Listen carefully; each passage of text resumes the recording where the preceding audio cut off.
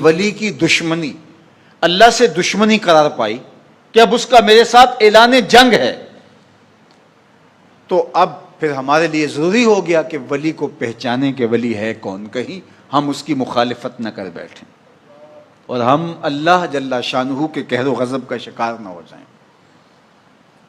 تو یہاں اسی حدیث میں جو بخاری کی میں نے آپ کے سامنے رکھی کہ میرا بندہ فرائض کی ادائیگی کے بعد کثرت نوافل سے میرا قرب حاصل کر لیتا ہے، پھر آنکھیں اس کی ہوتی ہیں، قوتیں میں ڈال دیتا ہوں، ہاتھ اس کے ہوتے ہیں لیکن پکڑنے کی توانائی خاص اس میں ڈال دی جاتی ہے۔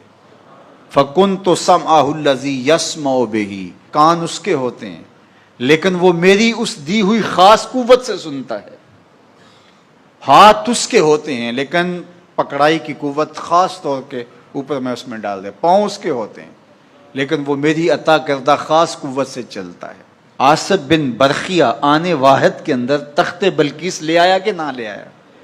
قرآن نے بیان کیا نا، آنے واحد میں 1 مہینہ جاتے ہوئے لگتا تھا، 1 مہینہ آتے ہوئے لگتا تھا۔ حضرت سلیمان علیہ السلام نے کہا کہ بلقیس آ رہی ہے، بس وہ شہر سے باہر پہنچ گئی ہے، تو کوئی ہے جو اس کا تخت لے کر آئے، اس کے آنے سے پہلے حاضر کر دے۔ اور وہ تخت مکفل کر کے آئی تھی، 60 ہاتھ چوڑا تھا، 80 ہاتھ لمبا تھا اور کئی ہاتھ موٹا تھا۔ تو کہا کوئی ہے جو اس کے آنے سے پہلے لے آئے؟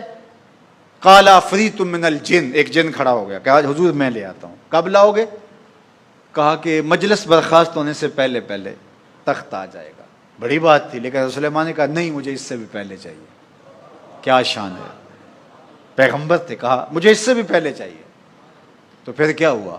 قرآن پڑھیے، قال الذی عندہ علم من الکتاب، جس کے پاس کتاب اللہ کے علم کا کچھ حصہ تھا۔ زبور ساری کا عالم نہیں تھا، زبور کی کچھ آیتوں کا عالم تھا۔ اس نے کہا انا آتی کا بے، جی حضور میں لے آتا ہوں۔ یہ تو دوپہر تک لا رہا ہے، تم کب لاؤ گے؟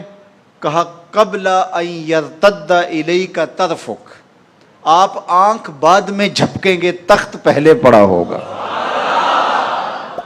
یہ قرآن نے کہا ہے نا۔ اور ابھی حضرت سلیمان نے آنکھ جھپکی نہیں تھی تو تخت سامنے پڑا تھا۔ جب اس کو دیکھا تو بے